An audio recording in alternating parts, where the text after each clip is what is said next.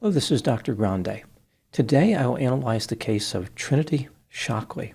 First I'll look at the background of this case, move to the timeline of the crime, then offer my analysis.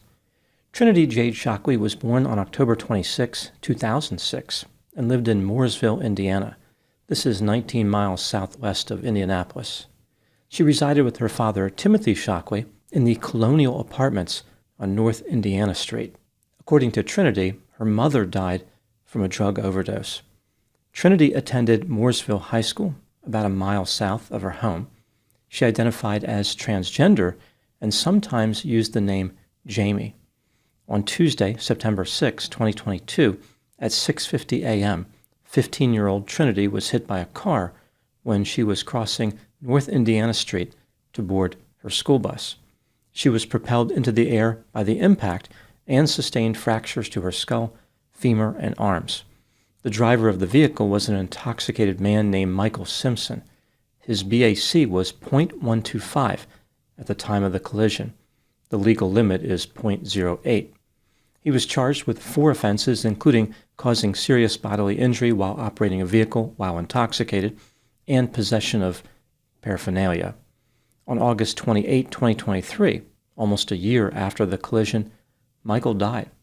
Later, Trinity told the police that she believed Michael had brought an end to his own life.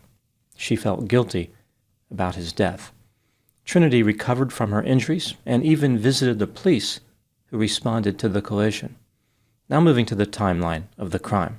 On Tuesday, February 11, 2025, the FBI contacted law enforcement officials in Morgan County, Indiana, and indicated that a tip came in about a potential threat to Mooresville High School. The tipster said that their friend planned to carry out a shooting at the school on February 14, 2025. This friend had access to an AR-15 rifle, just ordered body armor, and was a big fan of Nikolas Cruz. Nikolas is a murderer who conducted a notorious shooting at Parkland High School in Florida on Valentine's Day in 2018. The friend turned out to be Trinity Shockley, but the police had not discovered this yet. They investigated a Discord account that Trinity had with the profile name Crazy Nikolas. On January 12, 2025, Trinity communicated with a user named TCC Mama. Trinity said, "I'll be honest, I am close to shooting mine up. I have an AR-15. TCC Mama asked Trinity if she had a solid plan. Trinity responded, "Parkland Part 2, of course. I've been planning this for a year." On February 7, 2025, Trinity communicated with a user named Sasha. She sent a link to a photograph of 10 AR-15 magazines and said, "I'm also buying a bulletproof vest." That same day, Trinity confirmed with TCC Mama that she was still going forward with the shooting.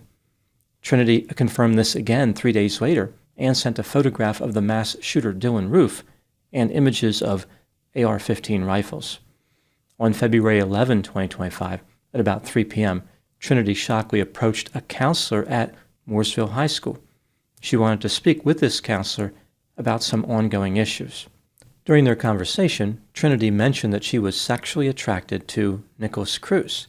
She wanted to have multiple children with him and had already named these future children. Trinity wrote to Nikolas several times during his incarceration. She showed the counselor a heart locket necklace containing a photograph of Nikolas. Not surprisingly, these comments attracted negative attention to Trinity. The police were able to figure out that she was the Discord user Crazy Nikolas. All the pieces in the investigation came together nicely. On Wednesday, February 12, 2025, the police interviewed Trinity Shockley. She told them that she was planning to study criminology and wanted to join the FBI. Trinity was upset about her mother's death, which is why she wanted to speak to the counselor. As far as her statements on Discord about conducting a school shooting, Trinity said she was joking. She would never do that. She then talked about her plan.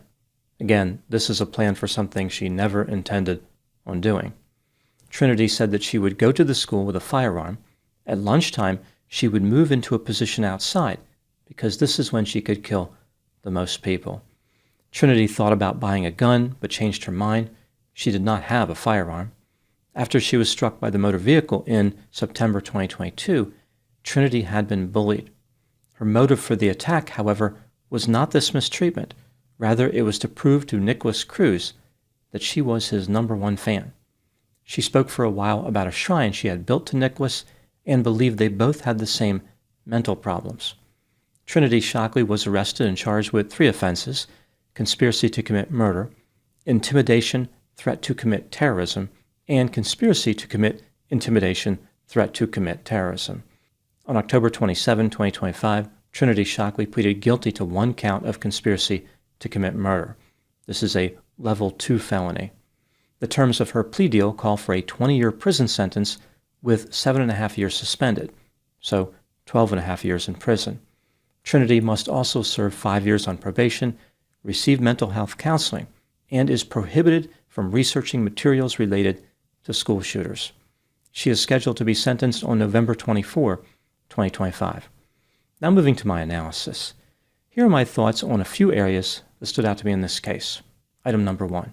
On the same day as Trinity's arrest, the police executed a search warrant for the apartment where she lived. In her bedroom, they found many items of interest. A few examples: a collage of the mass shooters Dylann Roof, Nikolas Cruz, and Randy Stair, a poster featuring Dylann Roof, a framed photograph of Dylann Roof, a photograph of Nikolas Cruz, a poster for the ultra-low-budget 2003 movie Zero Day. This film is about 2 boys who conducted a school shooting. On Trinity's laptop, the wallpaper was set to a photograph of Nikolas Cruz when he was on trial. On a bookshelf near Trinity's bed, there was a photo album depicting mass shooters. On her backpack, there were 3 pin-back buttons. These buttons depicted Dylann Roof, Nikolas Cruz, and Randy Stair. Whenever someone is caught planning a mass shooting, people often say things like, "There was no way to know what they were thinking," "It was impossible to predict this outcome," "There were no red flags," "They seemed like a normal person." How were we supposed to figure out they were planning a devastating attack? In this case, however, it seems pretty obvious what Trinity was thinking, even without an awareness of the Discord messages or her statements to the counselor and law enforcement. Did anyone ever look in Trinity's bedroom prior to the search by the police? She had constructed a shrine to mass killers. No one thought this was unusual or worrisome? A little supervision can go a long way to prevent problems. Item number 2. Inside Trinity's backpack, there were 3 notebooks containing personal reflections. Here are a few examples of the written notes.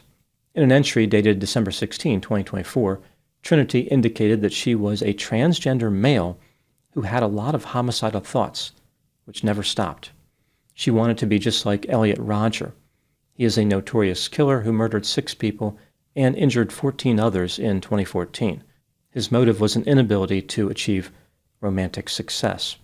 Along with Nikolas Cruz, Elliot Rodger was a major influence on Trinity. She identified as a loser and hoped that whoever read her message used it for their own massacre. On the next day, December 17, 2024, Trinity made another entry. She indicated that it bothered her that some people have a sense of entitlement. She did not hate everyone, but she did hate the majority of people. Her anger came from relentless bullying that she endured in 2022. This, of course, is different than the story she supplied to the police later, when she said her motive was to prove that she was the #1 fan of Nikolas Cruz. On January 9, 2025, Trinity made another entry. She wrote that she was death, destroyer of worlds. She wanted to hurt others, and said, "I am a loser." Toward the end of this note, she wrote, "Blank you all.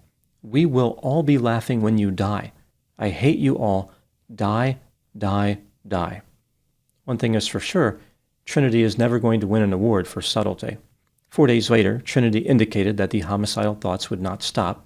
She wrote, "I want to hurt others. I wish people around me knew about my bad thoughts. I love violence." This message supports the theory that Trinity was looking for help, like mental health counseling. She wasn't really diligent in her effort to conceal her thoughts and feelings. On February 3, she mentioned how she had been reading about Alyssa Bustamante, a woman who killed a 9-year-old girl in Missouri. She noted that Alyssa wanted to know what it felt like to kill someone, Trinity wrote, "I want to stab someone too."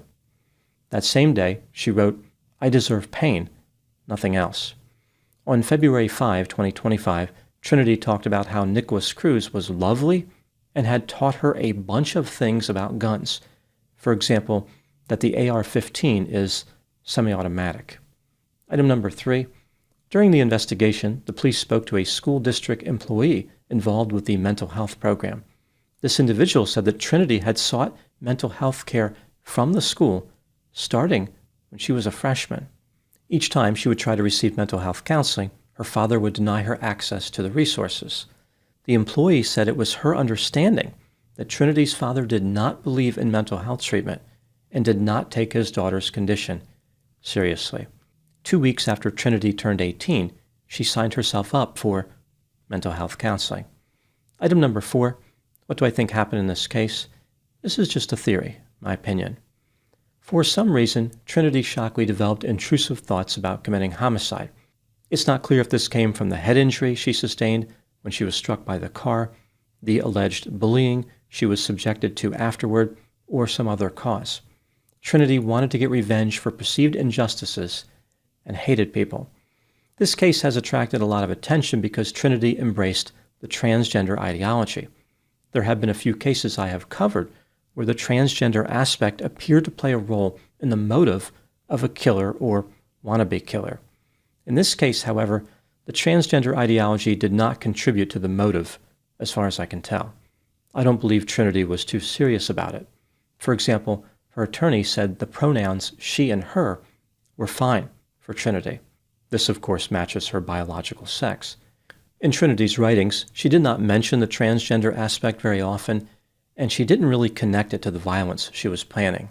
It's possible that Trinity identified as transgender simply to call attention to herself because she knew that she needed help, or she was responding to some confusion about gender identity. The vast majority of transgender individuals do not have pronounced violent tendencies. With all this in mind, what would justice look like in the case of Trinity Shockley? Is 12.5 years in prison an appropriate sentence? On the one hand, a good argument can be made that Trinity was dangerous and should be in prison for a very long time. Mass shootings are completely unacceptable, and when people express an interest in conducting one, they must be dealt with harshly. There needs to be a clear message that even planning one will not be tolerated at any level. Trinity knew that she was breaking the law when she planned her crime. On the other hand, one could argue for mercy in this case.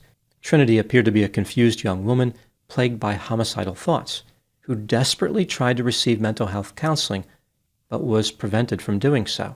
Right after she turned 18, she signed up for counseling, and a few months later, she confessed her affinity for Nikolas Cruz to a counselor. Trinity did not make a meaningful effort to hide her thoughts or feelings. Maybe her homicidal plans were really just a call for help. After all, she did not actually possess a firearm. There was no way she could have carried out the shooting. This is a tricky case as far as sentencing. In my opinion, 12.5 years is probably an acceptable sentence. It provides punishment and gives Trinity time to benefit from mental health counseling.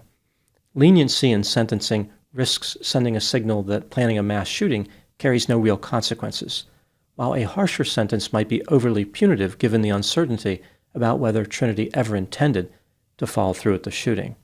Ultimately, this entire debate about sentencing could have been avoided if Trinity had been better supervised. None of this should have happened. Constructing a shrine to mass shooters is a pretty clear indicator that it's time for mental health counseling. Those are my thoughts in the case of Trinity Shockley. Thank you so much for watching. I'll talk to you soon.